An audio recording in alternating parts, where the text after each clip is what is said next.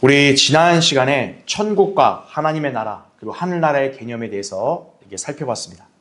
자, 이제 이번 시간에는 우리 교환에 뒤이어서 이제 그 2페이지 밑에 보면 이제 천국의 역사를 한번 우리가 살펴보겠습니다. 자, 이 세 나라들 중에서도 특히나 이제 이 성경의 많은 비중을 차지하는 것은 뭐니 해도 천국입니다. 공교롭게도 이 천국은 신약에서는 마태복음이라는 한 권의 책에만 이 용어가 등장을 해요. 근데 일반 교회들은 이 천국의 개념을 모르다 보니까 그냥 성도들이 죽어서 가는 낙원 정도로만 해석을 하니 도무지 이 성경의 흐름을 이해할 수가 없는 거예요. 성경이라는 게 왜 66권이 갖춰져서 우리에게 주어졌는가? 이 의미를 모르는 거예요.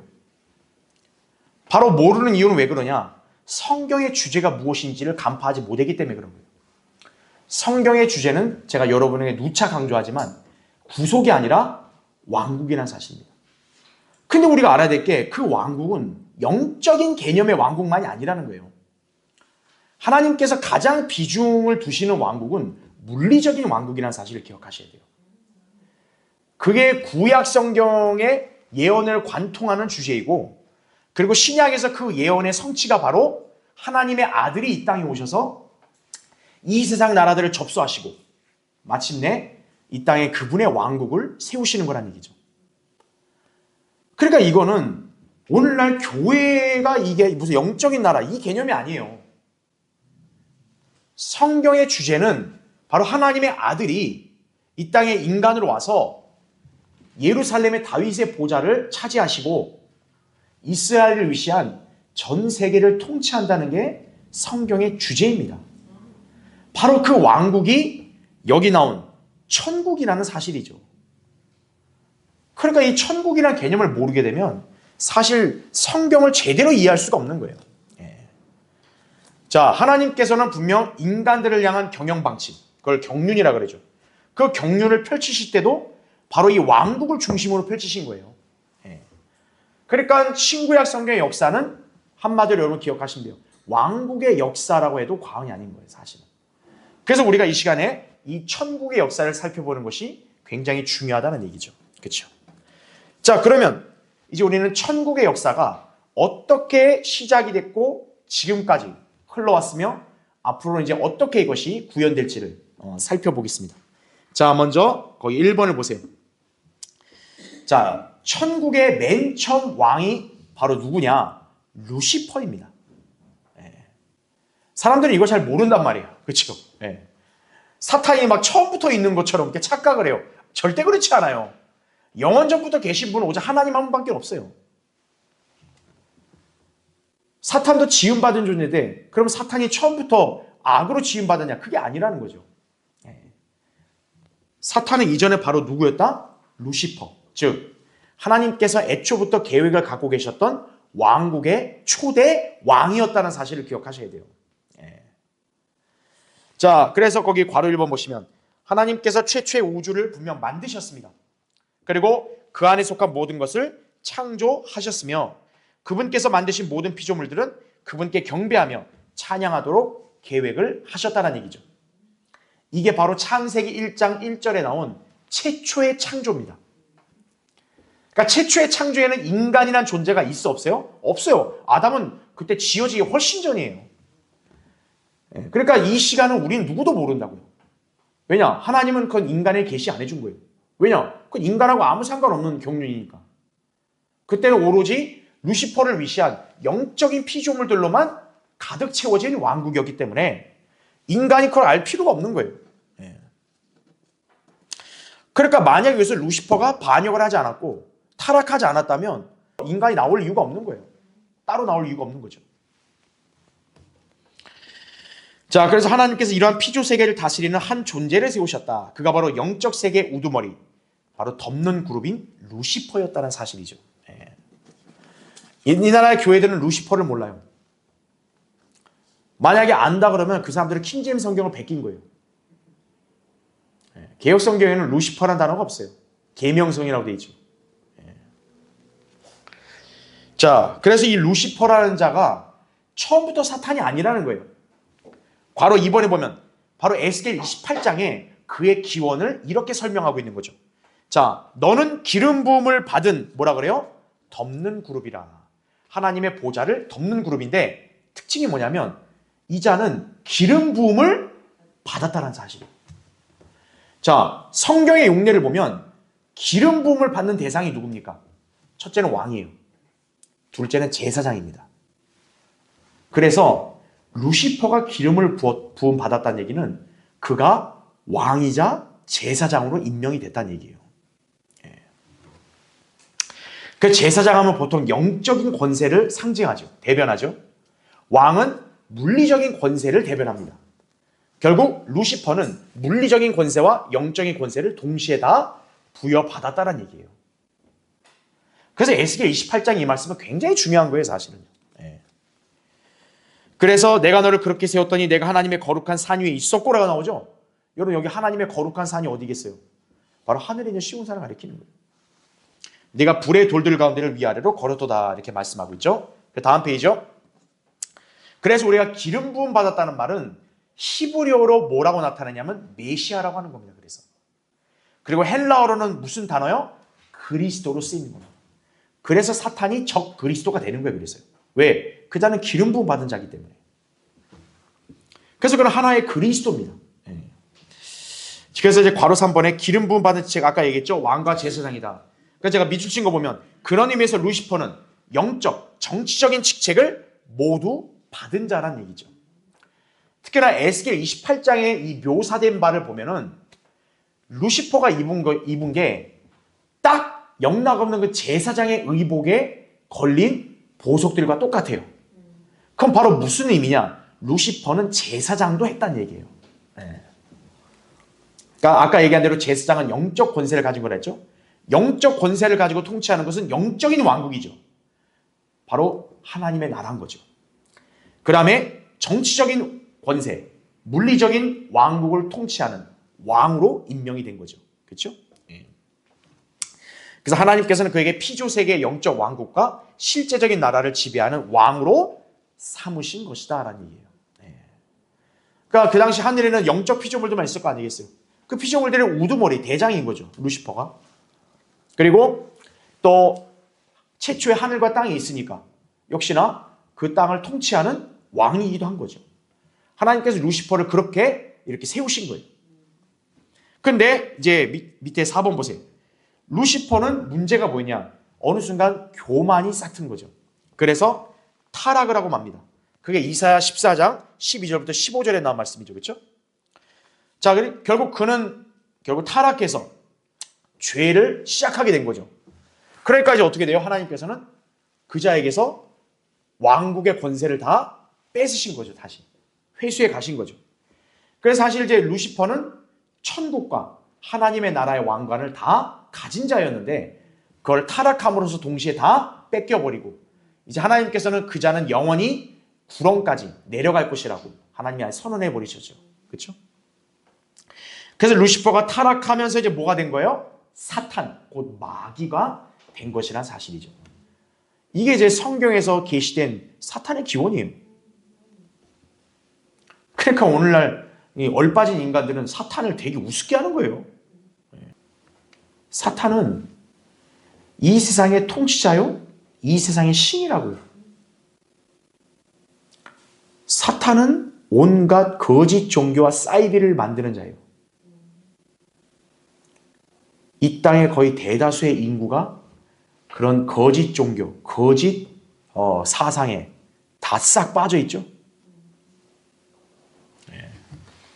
더 비참한 건 뭐죠? 사람들은 자기들이 지금 잘못되게 가고 있다는 것조차도 모르죠. 그게 바로 마귀가 발휘할 수 있는 엄청난 미혹의 능력이에요. 그렇기 때문에 이 지구상에 심지어 우주 전체에서요. 하나님을 제외하고는요. 누구도 마귀를 덤벼서 이길 수 없어요. 그런 존재예요.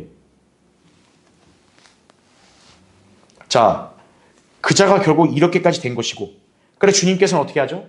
이제 이자 때문에 하나님이 애초에 계획을 갖고 계신 그 왕국이 더럽혀진 거예요. 그러니까 어떻게 해요? 하나님은 더러워지면 정화시키셔야죠. 바로 심판을 이행하신 거란 얘기죠. 그 심판이 창세기 1장 2절에 나온 기품의 물로 우주를 잠기게 하신 거예요. 그래서 창세기 1장 1절과 1장 2절은 이렇게 우리 인간이 창조된 그 시기에 있었던 게 아니에요. 그것도 모르고 있는 거예요, 사람들이. 자, 그렇기 때문에 일단 왕국의 최초의 시작인 이 루시퍼로부터 시작된 왕국은 결국 실패하고 만 거죠. 자, 그럼 이제 하나님께서는 그 왕국에 대한 계획을 접으시겠어요? 아니죠. 어떻게든 주님은 이제 그 계획을 실현하셔야 되는데, 자, 어쨌든 영적 피조물들 중에 상당수가 마귀에 의해서 타락을 해버렸단 말이죠. 그래서 결국 우주를 물로 잠기게 하고, 그럼 이제 다시 어떻게 했어요? 하나님 다시 시작하셔야죠. 그래서 재창조가 있는 거예요. 그 재창조가 바로 창세기 1장 3절부터 시작이 되는 겁니다. 그래서 우리 인류의 역사는 창세기 1장 3절부터가 시작이라고 보시면 되는 거예요. 그게 지금까지 6,000년 이어져 온 거죠. 자, 그래서 이제 하나님께서 재창조를 하시고, 그러면 이제 다시 왕국을 시작하셔야 될 거 아니겠어요? 그럼 이제 그 왕국에 역시 누가 필요해요? 역시 왕이 필요하단 말이에요. 자, 하나님께서는 여기서 약간 계획을 수정하시는 게, 이제 이 피조 세계를 통치할 새로운 왕을 기존의 영적 피조물이 아니라 인간을 지으셔서 그 인간에게 이 통치를 맡기시는 거예요. 이게 딱 하나님이 재창조하는 순간부터 염두에 두시고 계획하신 경륜이에요, 이게 바로. 그래서 이 땅의 물리적인 권세를 가지고 통치할 왕은 천사가 될 수 있어 없어요? 천사는 안 되는 거예요. 이 땅을 통치할 자격은 오직 인간뿐이에요. 그래서 하나님이 인간으로 오시는 거예요. 그래서 하나님이 인간으로 안 오시고 저 하늘에 있는 여호와 하나님으로 그냥 통치한다, 못합니다. 하나님이 정한 법칙에 스스로 어긋나시는 거예요. 하나님은 이 땅을 누구에게 준 거예요? 사람, 인간에게 주셨다고 시편에 분명히 말씀하고 있는 거죠. 그래서 그 최초의 인간이 바로 누굽니까? 아담인 거예요. 그러니까 하나님이 아담을 지은 거는 야 심심하다, 야 누가 나랑 놀 사람 없냐? 이게 아니에요. 하나님이 아담을 지은 거는 그분이 갖고 있는 원대한 이 왕국을 실현하기 위해서 정한 거예요. 인간이다 이거죠, 이제는.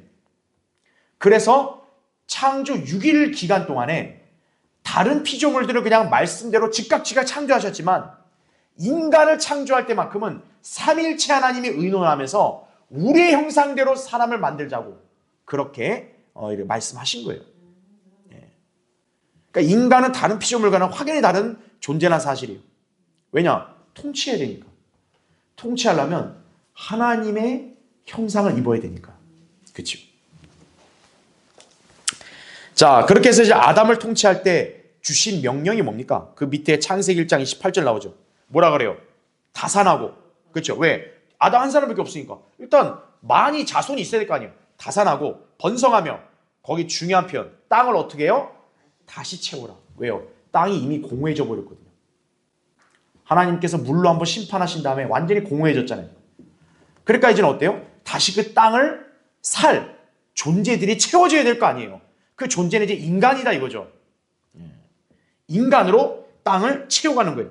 그러니까 아담에게 그 명령을 주신 거예요. 네가 자손을 낳아야 된다 이거예요. 낳아야지 이 땅을 채워간다 이거죠. 그러면서 뭐라 그래요? 계속 정복하라 그러죠. 정복하라. 그리고 바다의 고기와 공중의 새와 땅 위에서 움직이는 모든 생물을 어떻게 하래요? 다스리라 그러죠. 왜 인간이 왕이냐? 인간이 단순한 인간만이 아니라 모든 이 피조 세계에 있는 창조물까지 인간의 통제 아래 있게 하신 거예요, 하나님께서는. 그래서 창세기 2장에 바로 아담이 어떻게 한 겁니까? 모든 자연 세계의 창조물들의 이름을 다 아담이 지은 거예요. 인간은 그런 존재로 지음받은 거예요, 사실은. 그래서 이제 괄호 2번 보시죠. 제가 밑줄 친 거 보면 아담은 땅을 정복하고 다스리라는 물리적인 통치권을 위임받았다는 얘기죠. 방금 우리가 본 말씀대로 어떻게 알았어요? 땅을 다시 채우고 정복하라 그랬죠. 물리적인 통치입니다. 근데 그는 물리적인 통치만 하는 왕이 아니에요. 왜냐? 그의 태생이 하나님의 아들이기 때문에 누가복음 3장 38절에 나온 대로 그는 하나님의 형상을 입은 존재입니다. 그러니까 하나님의 형상을 입었다는 얘기는 영적이라는 얘기죠. 그러니까 영적인 통치까지 할 수 있는 왕인 거예요. 그래서 아담은 루시퍼처럼 천국과 하나님의 나라의 왕관을 모두 부여받은 거예요. 그래서 왜냐하면 이때까지만 해도 아담은 하나님 형상을 입은 거니까. 그렇죠? 자, 근데 이제 괄호 3번 보시죠. 아담은 뱀의 유혹에 어떻게 해요? 넘어갔죠. 결국 이브에게 경청함으로써 타락하여 하나님의 형상을 잃어버리게 된다는 거죠. 그래서 그의 영이 어떻게 돼요? 죽었습니다. 그러니까 쉽게 말하면 하나님의 형상을 잃어버린 거죠. 하나님은 영이신데, 그러니까 인간의 영이 어떻게 보면 그 하나님의 형상이 딱 이렇게 자리 잡아야 되는데 잃어버린 거예요. 타락해서. 그리고 이후에 태어날 모든 사람들은 결국 죽게 되고 말았죠. 결국 그는 영적 통치의 자격을 상실해 버렸습니다. 그렇죠? 그러니까 결국 하나님의 형상을 잃어버렸으면 하나님의 나라의 왕이 될 수가 없어요. 그러니까 하나님의 나라의 왕관은 뺏긴 거죠. 하나님께서 가져가신 거예요. 그런데 자, 천국은 이제 잠시 뒤에 설명드리고, 그래서 아담이 그 하나님의 나라를 잃어버렸잖아요. 그때부터 어때요? 예수 그리스도가 오시기 전까지는 하나님의 형상을 입은 인간이 나타나요? 못 나타나요? 못 나타납니다. 그래서 아담 이후로부터는 구약 시대에는 하나님의 나라가 있어요? 없어요? 없는 거예요. 오로지 물리적인 천국만이 존재했을 뿐이라는 얘기예요. 왜? 인간이 다 타락을 해서 하나님 형상이 없는데요. 잃어버렸는데. 하나님 형상이 없는 사람은 하나님 나라에 들어갈 수가 없어요. 그러니까 애초에 아담이 타락하기 전에는 하나님의 나라에 속했는데 타락을 해버리니까 어떻게 돼요? 하나님의 나라에 이제 속할 수가 없는 거예요. 하나님 형상을 잃어버렸으니까. 그래서 예수님이 이 땅에 오실 때 뭐라 그런 거예요? 니코데모한테. 거듭나야만 한다고 말한 거예요. 거듭나야만 한다. 인간의 영이 죽었기 때문에 영이 다시 살아나야 된다. 그래야 하나님의 나라에 들어간다. 그걸 얘기한 거예요. 그래서 예수 그리스도가 오시기 전까지는 하나님의 나라는 없어요. 오직 천국만이 있는 겁니다. 그래서 노아부터 해서 그 누구를 막론하고 하나님의 나라의 왕이 될 수 없는 거예요. 다 천국의 왕만 될 수 있었다는 얘기죠. 그렇게 해서 구약 성경은 천국의 역사로 계속 이어지는 거예요. 자, 그래서 로마서 5장 12절에도 아담에서 죄가 세상으로 들어왔다 그랬죠. 그 다음에 창세기 5장 거기 3절도 보면 아담이 어떻게 아들을 낳았대요? 자기의 모습대로 자기의 형상을 따라 나왔다. 아담은 하나님 형상으로 창조된 사람인데 이때는 이미 타락해버리니까 어때요? 자기 형상대로 나온 거예요. 오늘날 바로 우리 선조들, 우리 부모들이 똑같이 그 형상을 우리도 그대로 입고 태어난 거죠. 그 다음에 이제 괄호 4번. 또 이제 어떤 일이 벌어지죠? 아담이 타락을 했기 때문에 하나님의 나라의 왕관만 뺏긴 게 아니라 천국의 통치권도 뺏기고 만 거죠. 그럼 천국의 통치권은 누가 가져갔을까요? 하나님이 가져간 게 아니에요. 천국의 통치권은 사탄이 가져가 버린 거예요. 왜냐하면 이미 사탄은 하나님께 반역한 존재로서 하나님이 계획하신 왕국을 무산시키고 자기가 차지하려고 하는 그런 야욕을 갖고 있었기 때문에 계속 그렇게 항상 하나님의 계획을 늘 방해하는 그런 역사를 지금까지도 이루고 있는 거예요. 지금까지도. 그러니까 이제 이 천국도 어때요? 하나님이 딱 지정하신 사람이 통치하지 못하고 자기가 그걸 뺏어가려고 그래서 공격을 하는 거예요. 아담부터 해서 노아, 아브라함, 이삭, 야곱, 모세 다 공격하는 거예요. 다. 왜? 그렇게 해야 자기가 정당하게 그 왕국을 뺐거든요. 그래서 여러분이 아셔야 될 것은 신구약을 관통하는 전쟁의 그 중심에는 뭐가 있는 거예요? 왕국의 그런 통치가 있는 거예요. 누가 통치할 거냐가 인류 역사에 항상 관심인 거예요. 오늘날도 그렇죠. 왜 시덥지 않은 인간들이 정치에 그렇게 왜 관심 많죠? 왜? 왜냐? 인간의 내심 본성은요. 누가 누구를 통치하냐? 내가 누구의 권위를 따르느냐? 이게 항상 깔려 있거든요. 저변에. 바로 뭐냐면 하나님께서는 바로 인간들로 하여금 통치, 왕국을 중점으로 이렇게 경영 방침을 펼치셨기 때문에 인간들을 무시적으로 아는 거예요. 그러니까 정치에 관심을 갖는 거예요.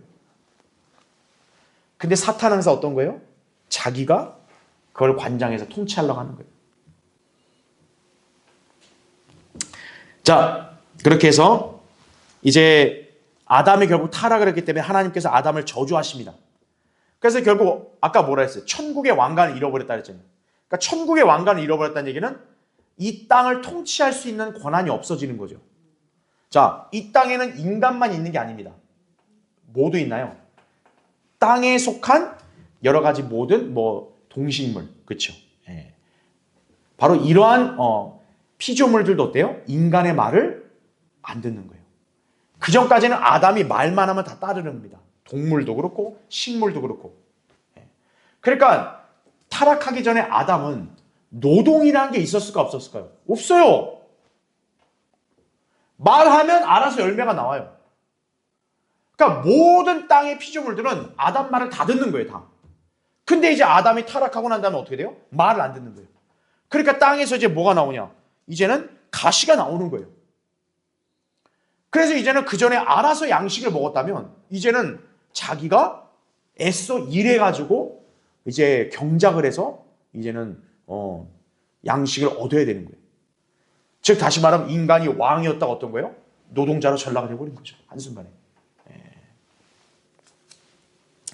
그래서 하나님께서 아담에게 내린 저주도 땀을 흘리고 평생 동안 수고해야 한다고 창세기 3장 17절 19절에 그렇게 말씀하셨죠. 그리고 땅도 엉겅퀴를 낸다 그랬죠. 그러니까 얼떨결에 이제 땅까지 저주를 받은 거예요.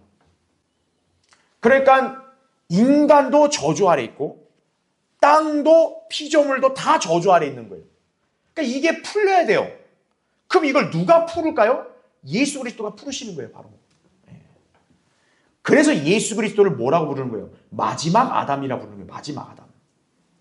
첫사람 아담이 다 망쳐놓은 거를 마지막 아담이 와서 수습하고 회복시키는 거예요. 자, 어쨌든 이 아담의 어떻게 보면 타락이 어떻게 보면 하나님의 경륜에 또 하나의 어떤 이렇게 전환점이 될 수밖에 없는 거죠. 그렇죠? 자, 결국 천국도 사탄에게 뺏기고 만다 이거죠. 자, 그러면 이제 아담의 그런 자손들로 계속 이렇게 세상이 좀 이어져 가고 있는데 과연 아담의 자손들이 하나님의 뜻에 합당하게 살았을까요? 아니죠. 죄악이 창궐했다고 창세기 6장 5절에 말씀하고 있고 아주 사악함이 극에 달합니다. 그래서 6장 6절에 보면 하나님이 인간을 지은 걸 후회하신다고 말해요. 후회하신다고. 그래서 결국 어떻게 하냐? 하나님께서는 이 지면에 인간들을 쓸어버리셔야겠다.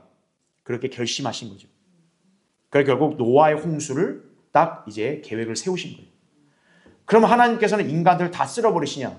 그게 아니라 그 중에 한 사람을 하나님께서 딱 보시니까 괜찮은 거예요. 그 한 사람은 그 덕분에 은혜를 받은 거죠. 그가 누구예요? 노아입니다. 바로. 3번에 보면 노아. 그래서 결국 노아는 하나님께서 이렇게 방주를 만들어서 그 안에 들어가면 살 거라고 이렇게 약속을 하셨죠. 결국 노아와 그의 가족들이 들어가서 홍수가 끝날 때까지 그 안에서 보호를 받고 결국 홍수가 끝나고 지상으로 나왔죠. 이제 하나님은 이제 어떻게 하겠어요? 노아를 그 땅의 왕으로 다시 세우시겠죠. 바로 천국의 새로운 역사가 다시 시작되는 겁니다. 노아는 이제 천국의 왕이 된 거죠. 그래서 거기 괄호 1번에 창세기 9장 1, 2절에 다산하고 번성하여 땅을 다시 채우라. 너희를 두려워함과 너희를 무서워함이 땅의 모든 짐승들과 공중의 모든 새들과 땅에서 움직이는 모든 것들과 바다의 모든 고기들에게 미치리니 그들이 너희 손에 넘겨졌음이라. 이렇게 말씀하고 있죠.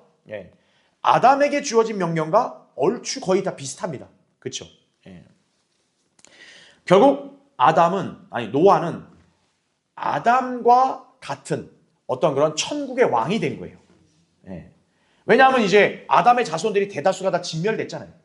이제는 노아가 어찌 보면 아담의 위치에서 또 시초가 돼야 되니까 결국 노아에게도 비슷한 언약이 주어지는 것이죠. 그런데 이제 괄호 2번 보시면 노아 때부터는 아까 얘기한 대로 하나님의 형상을 이미 어떻게 했어요? 잃어버렸기 때문에 하나님의 나라의 왕관은 쓸 수가 없는 거예요. 그냥 천국만 계속 이어져 가는 거예요. 근데 노아도 어떻게 되냐? 결국 실수함으로써 천국의 왕관을 잃어버리게 됩니다. 그게 이제 창세기 9장 21절에 나온 대로 그가 포도주를 마시고 취하여 그의 장막 안에서 벌거벗은지라 이렇게 나오죠. 아담은 뭐 때문에 타락했나요? 선과 악의 지식의 나무 열매. 그렇죠. 노아는 포도죠, 포도. 그래서 우리는 선과 악의 지식의 나무 열매를 무슨 열매라고 우리가 짐작하는 거예요? 포도 열매라고 짐작을 하는 거예요. 네. 자, 그렇게 해서 결국 노아가 벌거벗은 죄를 졌죠. 근데 괄호서 한번 보세요. 여기에서 누가 또 범죄하냐? 작은 아들 함이 자기 아버지를 건드립니다. 근친상간의 불결한 동성애에 죄인 거죠. 창세기 9장 24절에 나온 대로. 그래서 결국 어떻게 하죠? 그의 아들 카나안이 저주를 받게 된다는 얘기죠. 결국 함의 후손 중에 한 사람이 나타납니다. 그 자가 바로 신할 땅, 오늘날 바로 바벨을 가리키죠. 바벨. 여기에 왕국을 세웁니다. 다음 페이지 보시면 그의 이름이 바로 뭐라고요? 님롯이죠. 바로 이 님롯은 적그리스도의 강력한 예표가 됩니다. 사탄의 한 유형이고 하나님을 대적하여 바벨탑을 쌓게 된다는 얘기죠. 결국 또 죄로 인해서 어떻게 하죠? 실패하게 됩니다. 자, 노아가 실수함으로써 왕관을 잃어버렸어도 어쨌든 하나님께서는 새 아들을 통해 다산하고 번성해서 땅을 채우고 흩어지라고 했습니다. 흩어져야 지구를 가득 채울 거 아니겠어요? 근데 그게 아니라 인간들 하나로 모이는 거예요. 특히나 님롯이 세운 그 신할 땅에 있는 바벨 왕국을 중심으로 모이게 되는 거죠. 이게 바로 대환란 때 적그리스도 왕국의 예표가 되는 거죠. 하나님을 대적하는 그러한 모임이 결성이 되는 거예요. 결국 어떻게 합니까? 하나님께서는 역시나 심판하셔야 되지만 이미 노아의 홍수 이후로 하나님은 스스로가 맹세하셨어요. 다시는 이렇게 물로 진멸시키는 심판 안 하겠다. 그래서 하나님이 내린 이렇게 또 하나의 대안이 뭐냐? 인간들을 강제로 흩어버리게 만드는 거죠. 바로 언어를 혼란시켜버린다는 얘기죠. 이때부터 이제 우리가 참 답답한 외국어들이 많이 생겨나게 된 것이죠. 그렇죠? 예. 자, 이제 노아와 그의 아들에게 이어질 수 있었던 왕관이 어떻게 된 거예요? 다시 뺏겨버립니다. 예. 사탄에게 또 뺏겨요. 자, 하나님 편에서는 계속 왕국이 자꾸 실패하잖아요. 인간의 그런 어떤 죄 때문에. 그럼 하나님께서 이제 어떻게 하실까요? 포기하실까요? 아닙니다. 하나님은 어떻게든 계획을 실현하시려고 합니다. 그래서 네 번째, 이제 하나님이 부르신 인물이 누구예요? 아브라함이라는 거죠. 자, 아브라함 때부터는 좀 더 특별합니다. 왜 그런지 볼게요. 자, 밑에 괄호 1번. 하나님께서 아브라함에게 땅을 약속하십니다. 왜냐? 아브라함의 후손이 하나의 국가, 민족이 되게 하기 위해서 땅을 약속하는 거예요. 왜냐하면 민족이 제대로 국가가 되려면 어떻게 해야 돼요? 땅이 있어야 되거든요, 영토가. 그래서 하나님이 땅을 약속한 거예요. 창세기 15장 18절부터 21절 나온 대로. 그리고 그의 씨를 번성케 해줘야지 비로소 이제 하나의 민족이 될 거 아니겠어요? 그리고 이제 거기서 이제 누가 나온다 그래요? 왕들이 나올 것이라고 말씀하셨다는 얘기죠. 창세기 17장 6절에. 자, 이로써 아브라함의 씨가 왕들이 된다는 얘기는 왕의 권세를 갖다는 얘기잖아요. 결국 아브라함도 뭡니까? 천국의 왕이라는 사실을 우리가 알 수 있는 거죠. 그래서 천국의 왕관이 주어진 겁니다. 그게 창세기 12장 2절 3절에 아브라함의 언약으로 체결된 바로 왕국에 경륜했다는 그런 약속이죠. 그렇죠? 너로 큰 민족을 이루게 할 것이며, 이게 이제 오늘날 이스라엘 아니겠어요? 더 나아가서 우리 그리스도인들까지. 그렇죠? 그러나 여기서는 이제 교리적으로는 이스라엘을 가리킵니다. 그렇죠? 내게 복을 주고 내 이름을 위대하게 하리니 너는 복이 되리라. 너를 축복하는 자들에 내가 복을 주고 너를 저주하는 자를 저주하리라. 내 안에서 땅의 모든 족속들이 복을 받을 것이라 말씀하죠. 그래서 괄호 2번 보시면 여기서 이전에 노아 때랑 달라진 점이 뭐냐? 하나님께서는 세상 전체를 다루시겠다는 계획을 어떻게 해요? 수정하셔서 한 사람 아브라함을 택하시고 그에게 땅을 약속하심으로써 통치하게 하신다는 얘기죠. 즉 천국이 어떻게 된 거예요? 그전까지는 지구 전체였다면 이제는 천국이 대폭 축소가 돼버린 거예요. 오늘날 팔레스타인 땅으로 축소가 돼버린 거예요. 왜요? 바벨탑 사건으로 이미 어떻게 된 거예요? 이 세상의 웬만한 인간 정부들이 다 사탄에게 들어가 버렸기 때문에 하나님께서는 이제 아브라함을 통해서 하나의 민족만을 택하시겠다는 거죠. 천국도 그 민족에게만 주어지게 하겠다라는 거죠. 그래서 그 민족의 시초가 아브라함인 거죠. 예. 그러니까 아브라함의 후손인 이스라엘을 제외하고는 다른 이방 모든 나라들은 사실 뭐예요? 하나님 백성이 아니에요. 예. 이미 아브라함을 택하고 부르실 때부터 하나님 계획이 수정됐기 때문에 이제 그 이방인들은 바로 그들의 아비인 마귀의 수중에 있는 그런 상태가 된 거죠. 예. 자, 그래서 아브라함 자손이 이스라엘을 모델 국가로 세워서 세상을 주관하겠다는 계획을 수립하신 것이죠. 그러나 역시 아브라함도 인간이다 보니까 절대 완전하지 못했죠. 여러 차례 실수를 많이 저질렀고, 그렇죠? 그래서 심지어는 하나님과 13년간 교제가 단절된 적도 있었죠. 그리고 아브라함은 하나님이 약속하신 그 바를 그대로 믿고 기다렸어야 되는데 순간을 참지 못해서 결국 육신적인 방법으로 씨를 이렇게 낳게 했죠. 그게 바로 이스마엘 아니겠어요? 예. 그렇게 됐기 때문에 아브라함도 온전한 천국의 왕으로 계속 등극할 수가 없는 거예요. 자, 이제 아브라함에게 주어진 복은 취소가 안 되죠, 대신. 그러니까 어떻게 해야 돼요, 그 복은? 아브라함이 죽었다고 사라지는 게 아니라 계속 후대까지 이어져 가야겠죠. 그래서 아브라함 이후에는 누가 그걸 이어받아요? 이삭입니다. 이삭이 약속의 씨니까 그런 거죠. 이삭을 뒤이어서 누가 이어받습니까? 야곱이 이어받습니다. 그리고 이제 야곱의 뒤이어서는 12아들들에게 다 주어지는 것이죠. 그 12아들들이 바로 이스라엘을 이루는 시초가 되는 거죠. 각 지파에. 그래서 우리가 아브라함, 이삭, 야곱이 활동하던 이 시대, 바로 이 사람들은 족장들이라 불렸거든요. 그래서 우리가 이 시대를 뭐라고 불러요? 족장 시대라고 부르고, 또는 아브라함에게 주어진 약속을 이 사람들은 계속 이어받죠. 근데 특이한 건 뭐예요? 그 약속이 그들이 살아있던 때 그게 실현돼요? 아닙니다. 불가능해요. 왜? 하나님이 아브라함에 준 약속은 거대한 민족이 형성돼야 되거든요. 지금 그들은 일개 그냥 하나의 가족 단위인데, 그렇죠? 그러나 어떻게 해야 돼요? 그들은 하나님이 약속한 건 반드시 이루신다는 소망을 가져야 되는 거죠. 그러니까 약속을 받았는데 야, 이거 이제 앞으로 나 살아있을 때 다 될 거야가 아니라 언젠간 될 거야. 이거는 반드시 될 거야. 그래서 자기가 죽으면 어때요? 또 그 아들한테 이렇게 복이 이어지고 그 약속을 또 이어받고 그래서 신약에서는 이 사람들을 뭐라고 부르냐면 약속의 상속자들이라고 부르는 거예요. 약속의 상속자들. 자, 그럼 우리가 알 수 있는 게 뭡니까? 아브라함 이후인 이삭과 야곱 때부터는 아브라함보다는 신앙이 약해지죠. 그리고 12아들부터 해서 이스라엘은 좀 엉망이 되죠. 결국 천국의 온전한 왕은 누구도 되지 못하는 거예요. 계속 사탄에게 그 천국의 왕관이 속해 있는 거죠. 자, 이제 때가 돼서 하나님은 이제 5번째 이 왕을 부르십니다. 바로 그게 누구죠? 모세입니다. 왜 이제 모세가 등장할 필요 있겠어요?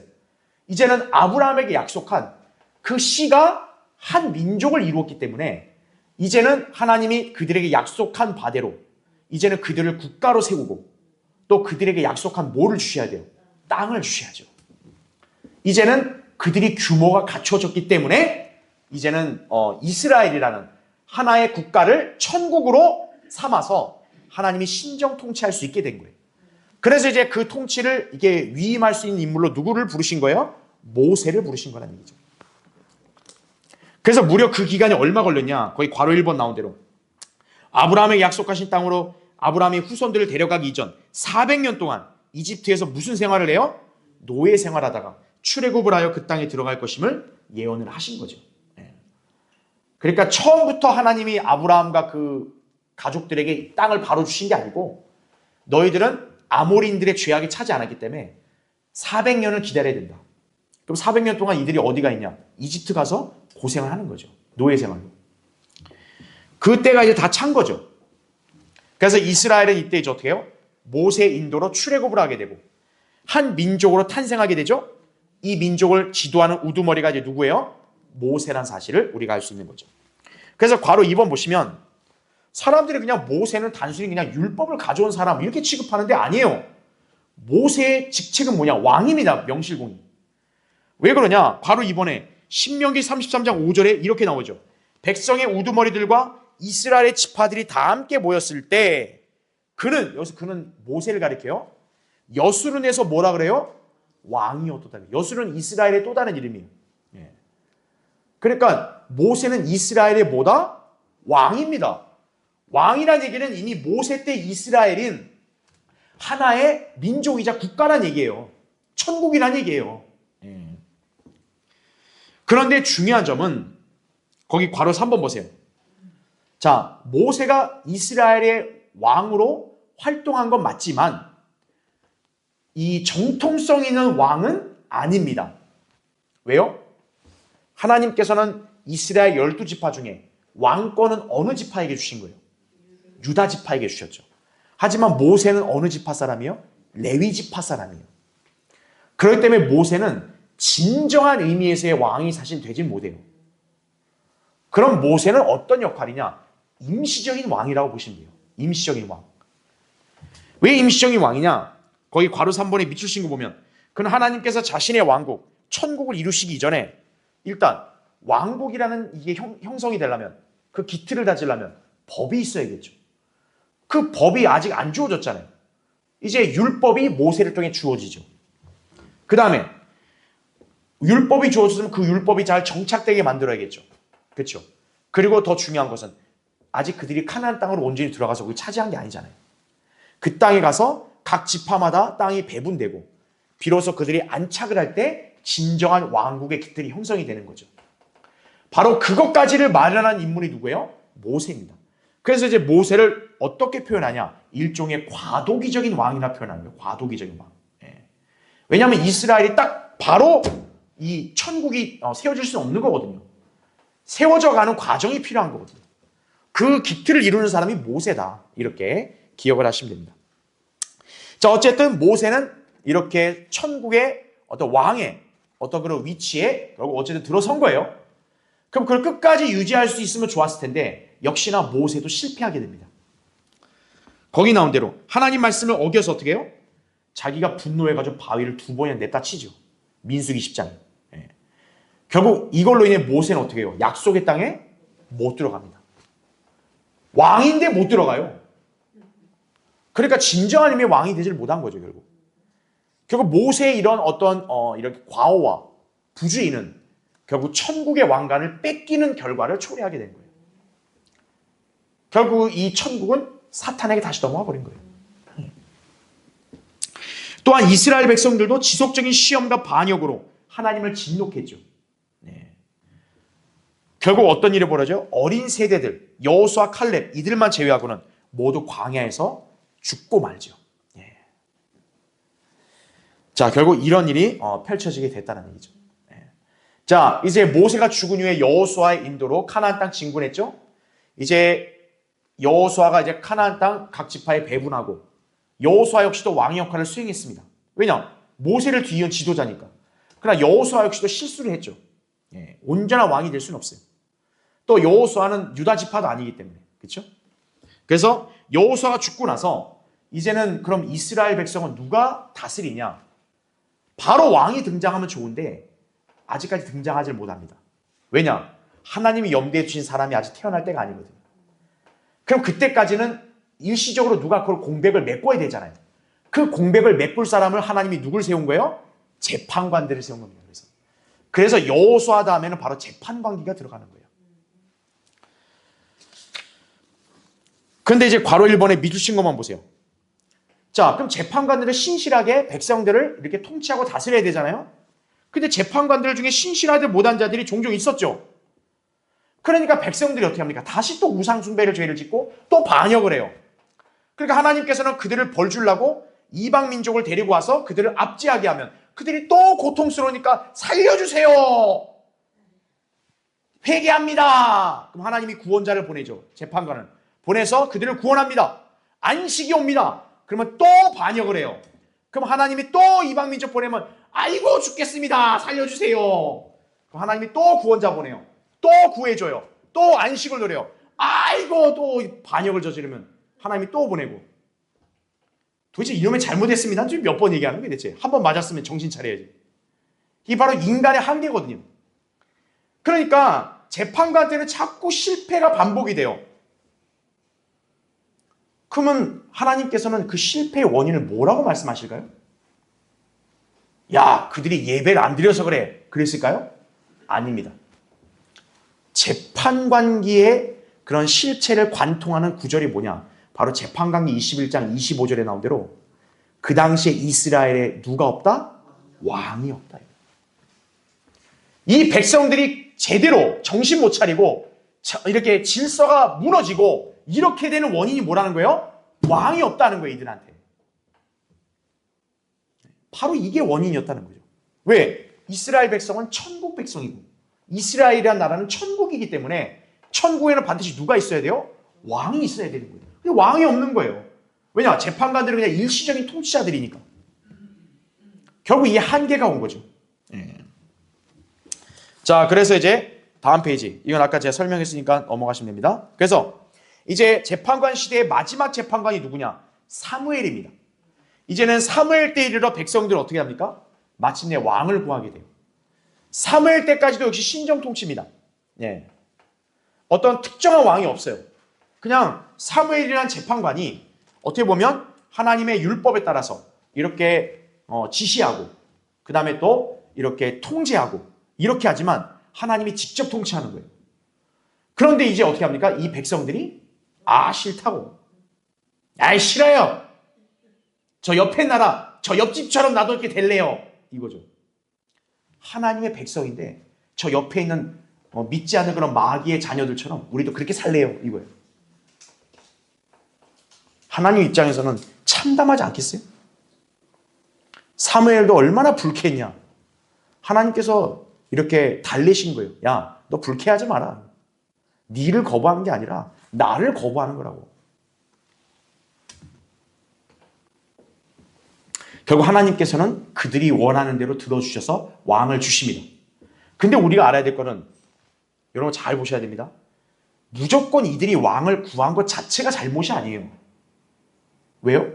하나님은 애초에 이들한테 어차피 왕을 주시라 했어요. 어차피. 기다리기만 하면 됐어요. 문제는 뭐냐? 이들이 하나님의 뜻을 거역하고 반역하려고 하는 그 동기로 왕을 구한 게 잘못이라는 얘기죠. 왕을 구하는 건 잘못된 게 아니에요. 왜? 어차피 하나님은 그들한테 왕을 세울라 했어요. 이스라엘 나라 자체가 뭡니까? 아까 얘기한 대로 천국이에요. 왕은 세워줘야 돼요. 근데 문제는 이들은 순수한 동기로 구한 게 아니라 뭐예요? 반역. 하나님 싫다고. 저 옆에 있는 저 마귀의 자녀들 같이 살고 싶다고 우리도. 그럼 하나님은 그들의 요구에 맞춰서 불법적인 왕을 하나님 내세운 거예요. 그게 바로 사울입니다. 사울은 베냐민 지파 사람이죠. 유다 지파 사람이 아니에요. 그러니까 왕의 정통성도 없는 사람이에요. 근데 뭡니까? 인간들이 구한 거죠. 우리가 선택했다. 우리가 세웠다. 이게 오늘날 바로 민주주의거든요. 그래서 엉망이 되는 거예요. 자, 결국 그래서 사울 때 이르러서 결국 사울은 결국 죽고 말죠. 그렇죠? 자, 이제 하나님께서 마침내 마음에 두신 왕이 등장합니다. 그게 누굽니까? 다윗입니다. 자, 이 다윗이야말로 뭡니까? 이 이스라엘이라는 천국의 왕관을 쓸 수 있는 정통성 있는 왕이에요. 일단 괄호 1번 보시면 다윗은 하나님 마음에 합한 자입니다. 그래서 메시아의 가장 직접적인 유형의 인물이 되는 사람이 바로 다윗이에요. 그래서 하나님께서 친히 기름 부으신 자죠. 또 하나님께서 예비하신 자이기도 합니다. 그러니까 지금 뭐냐? 하나님은 이미 다윗을 마음에 두고 계셨던 거예요. 이미 오래전부터. 이제 그에게 왕권을 약속하신 거죠. 그게 여러분도 우리 예전에 세대주의 공부할 때 다 배웠던 사무엘하 7장 12절부터 16절까지 나온 말씀이죠. 내 씨를 왕국의 보좌를 주고 영원히 통치하게 하겠다. 그러니까 이스라엘이라는 그 왕국을 통치할 왕의 정통성은 인간들로 볼 때는 오직 누구밖에 없어요? 다윗의 씨밖에 없는 거예요. 그래서 메시아이신 예수 그리스도는 인간으로 이 땅에 오실 때는 누구의 씨로 와야 되는 거예요? 다윗의 씨로 와야 되는 거예요. 그래야 정당하게 천국을 통치하실 수 있는 거예요. 왕으로서. 이때부터 이제 설정이 된 거란 얘기죠. 그 전까지는 그냥 막연하게 유다 지파였다면 이제는 유다 지파 중에서도 뭐예요? 다윗의 가문이란 얘기죠. 다윗의 씨. 그래서 바로 이번에 그래서 미주신 거 보시면 그래서 그의 뒤에 오는 어떤 왕도 다윗의 보좌에 대한 정통성이 없으면 어떻게 돼요? 천국의 왕관을 받을 수가 없다는 사실이죠. 그렇기 때문에 주 예수 그리스도께서는 누구의 아들로 탄생하셨다? 다윗의 아들로 탄생하셨다는 점을 우리가 알아야 되는 거예요. 이게 마태복음을 관통하는 주제예요. 그래, 이게 바로. 그래서 마태복음 1장 1절은 킹제임스 성경이 다윗의 아들을 앞에 세운 거예요. 그래서요. 아브라함이 훨씬 더 이렇게 일찍 있었던 그런 선조지만 다윗의 아들을 앞에 세운 것은 마태복음의 주제가 바로 이거라는 거예요. 그래서 마태복음에 나오는 천국은 성도가 죽어서 가는 건 하늘이 아니에요. 그래서 다윗의 아들이 이스라엘을 통치하는 그 왕국이 천국이라는 거예요. 그게. 하여간 답답한 기독교인은 그것도 모르고 있는 그것도요. 그러니까 자기 입맛대로 그냥 어쩔 때 천국 간다 그러고 어쩔 때 하나님 나라 간다 그러고. 천국과 하나님 나라가 다르다는 것조차도 모르잖아요. 아주 답답하다 이거죠. 자, 다윗은 분명히 신실한 사람은 맞았어요. 그러나 다윗은 완벽한 사람은 아니었습니다. 괄호 3번에 보면 다윗도 우리아의 사건을 어떻게 합니까? 실패하게 되죠. 결국 죄로 인해서 천국을 온전히 이루지를 못하게 됩니다. 자, 그의 아들 솔로몬이 그 이어서 왕국을 강성하게 했고 분명 이스라엘의 황금 시대를 연 사람은 맞아요. 그러나 솔로몬도 결국 말년에 우상 숭배론에 실패했죠. 결국 왕국이 어떻게 됩니까? 솔로몬 사후에는 남부로 갈라져 버립니다. 자, 그럼 여기서 북이스라엘과 남유다 두 나라 중에 천국은 어딜까요? 북이스라엘일까요? 이스라엘 저 10지파가 쓰니까 북이스라엘이요? 아닙니다. 남유다가 천국이 되는 거예요. 왜요? 천국의 보좌는 누구에게만 주어졌기 때문에 다윗의 씨에게만 주어지기 때문에 바로 다윗에게 정통성 있는 그 예루살렘 보좌, 그 보좌를 가진 남유다만이 천국이 되는 거예요. 그러니까 천국이 어떻게 되는 거예요? 처음에는 지구였다가 팔레스타인 땅으로 축소되고 솔로몬 때 가서 뭐예요? 솔로몬 죽고 나서는 그것도 반으로 쪼개져 남유다만 천국으로 해요. 천국이 아주 작아졌죠 완전히. 범위가 축소돼 버린 거죠. 자, 결국 그래서 괄호 4번 보시면 남왕국 유다는 어떻게 됩니까? 배교하죠. 결국 선한 왕들이 다소 나와요. 하지만 결국 배교에서 실패하죠. 천국의 왕관은 결국 누구에 넘어가요? 사탄에게 넘어가게 됩니다. 특히나 여코냐 때에는 그 왕의 보좌의 정통성을 빼앗깁니다. 그래서 유다 지파마저도 어떻게 돼요? 천국을 상실하고 말죠. 예레미야 22장 30절대로 그래서 이제는 그냥 순수하게 솔로몬의 자손들은 왕이 못 돼요. 이제는. 그전까지는 다윗의 시기 때문에 솔로몬이 왕관을 이어받았잖아요. 그러니까 솔로몬 자손들이 천국의 정당한 왕이 될 수 있었는데 여코냐 때부터는 그것도 끊겨버립니다. 자, 그러면서 이제 어떻게 돼요? 이방인들의 때가 시작이 됩니다. 그전까지는 딱 하나님의 경륜적인 계획은 딱 천국을 중심으로 이어져 왔는데 이제는 그 천국조차도 어떻게 한 거예요? 그냥 망해버린 거예요. 망해버린 거예요. 그래서 하나님께서 어떻게 합니까? 이제는 이스라엘을 중심으로 한 역사를 이제 멈추시고 이방인들의 때가 시작이 되는 거예요. 이스라엘은 이방인들의 포로로 사로잡혀 갑니다. 천국의 백성들이 어떤 거예요? 마귀의 관장 아래 들어가게 된 거예요. 그런 일까지 벌어지게 된 거죠. 그러니까 결국 이스라엘은 이제 딱 명실상부한 나라가 아니라 그냥 포로로 전락을 해버린 거예요. 그게 바빌론 포로가 된 거죠. 물론 바빌론 포로에서 귀환을 했어도 어때요? 여전히 속국이에요. 페르시아, 그리스, 로마에까지 다 속국으로 그렇게 남아있었다는 얘기죠. 그러니까 하나님의 백성인데 저 이방 개들의 그 밑에 그렇게 속박되어 있는 거예요. 그러니까 이스라엘 사람들은 무엇을 염원하겠어요? 자기들을 빨리 이 속박에서 해방시켜 주기를 열망하겠죠. 자기들을 이 속박에서 해방시키고 구원할 수 있는 사람은 누구라고 다 인식해요? 메시아라는 걸 인식하는 거죠. 그들은 그것을 400년 이상 열망을 합니다. 결국 그 열망대로 이제 메시아가 등장하시죠. 바로 그분이 8번 주 예수 그리스도라는 사실입니다. 그렇죠? 예수 그리스도께서 약속들 이 땅에 오셨죠. 자, 중요한 것은 그전까지는 천국만 이어졌는데 예수님 자체는 하나님의 형상이시잖아요.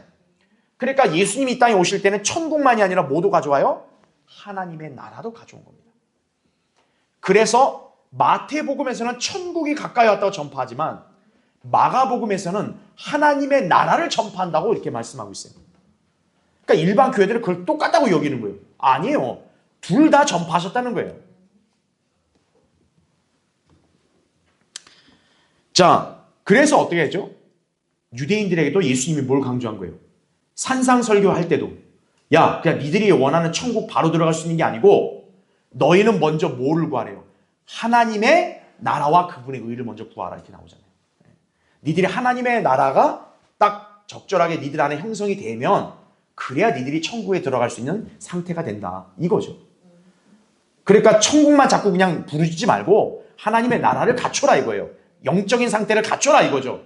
결국 실패했죠. 천국도 뺏겨버리고. 그죠?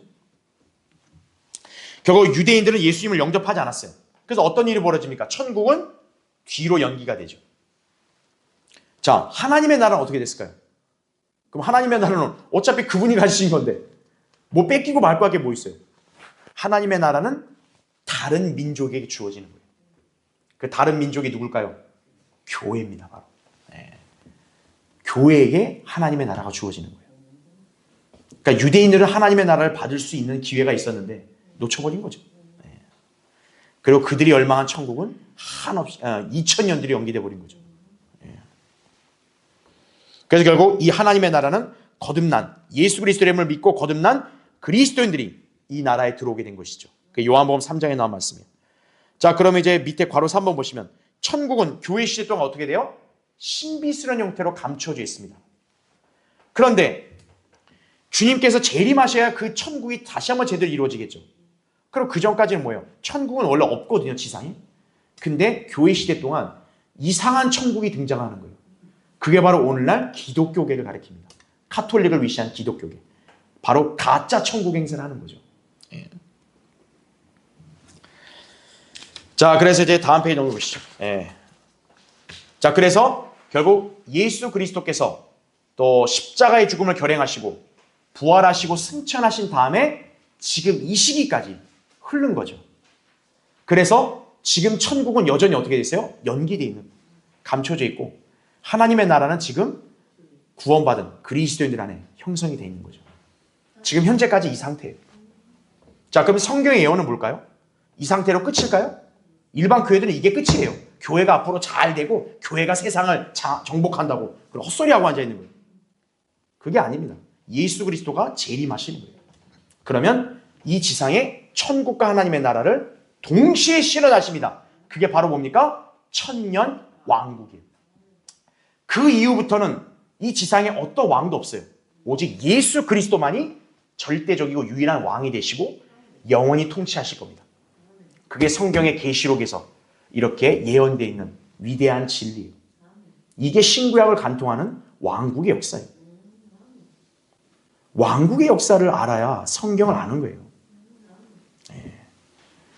자, 그래서 마지막 3번. 하나님의 나라에서 그리스도인의 위치만 보고 마치겠습니다. 현재 누리는 하나님의 나라의 복. 괄호 1번 보시면 예수 그리스도의 보혈로 구원받은 성도들 영적으로 어디에 살고 있어요? 하나님의 나라에 살고 있습니다. 그래 세상에서는 박해를 받을지라도 하나님의 나라 안에서 우리는 어때요? 영적인 복들을 누리는 거예요. 괄호 2번. 성도들은 하나님의 나라 안에서 안식하고 교제하며 이 나라의 군사가 되어서 영적 전쟁을 우리는 수행하는 거예요. 이게 이 땅에서 우리가 사는 삶의 자세예요. 예수 그리스도께서는 하늘 보좌에 앉아 우리를 위한 위대한 대제사장 사역을 수행하시고 성령님을 통해 우리의 영적 삶을 관장하시는 거예요. 네. 그래서 우리는 영적인 통제를 받고 있다고 보시면 되는 거예요. 하나님의 나라는. 자, 그래서 우리가 하나님의 나라에 들어가는 건 거듭나면 누구나 가능해요. 근데 이 나라의 복을 제대로 누리려면 성령 충만한 성도들만이 누릴 수 있는 거예요. 여러분이 성령을 충만하지 않으면 하나님의 나라가 여러분 안에 설사 있다 해도 여러분 그 복을 못 누려요. 하나님의 나라는 뭐라 그랬어요? 성령 안에서 의와 화평과 기쁨이라고 로마서 14장 17절에 말씀한 거죠. 성령 충만하지 않은 사람은 이걸 못 누리죠. 그걸 여러분이 잘 기억해야 합니다. 그러면 2번 미래에 누리는 하나님 나라의 복은 뭘까요? 하나님의 나라는 그냥 영적인 나라 아닙니까? 우린 이렇게 알잖아요. 그럼 미래에도 어떻게 될까요? 미래 하나님 나라는. 미래 하나님의 나라는 천년 왕국이 되는 거예요. 왜요? 초림 때 예수님은 이 땅에 뭘 가져왔어요? 천국뿐만 아니라 하나님의 나라도 가져왔죠. 그분이 재림하실 때도 역시 어때요? 이 지상에 천국과 하나님의 나라를 동시에 다시 실현하시는 거예요. 그래서 천국과 하나님의 나라가 다 합쳐진 게 바로 뭐다? 천년 왕국이 되는 거예요.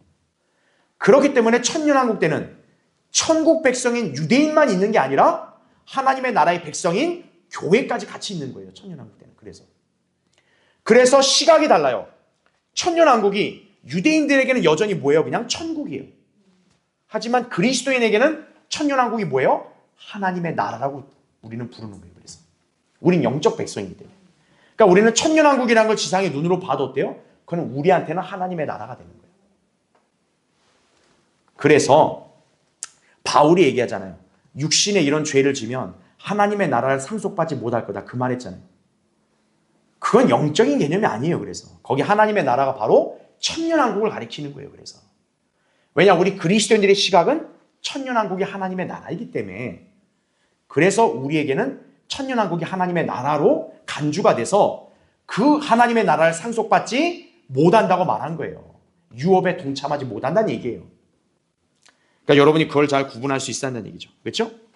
자, 결론적으로 우린 너무 긴 시간 동안 천국과 하나님의 나라, 하늘나라를 이렇게 지난번에는 구분을 했고 우리는 이 신구약 성경 전체를 관통하는 이 성경의 어떤 역사 전개를 봤어요.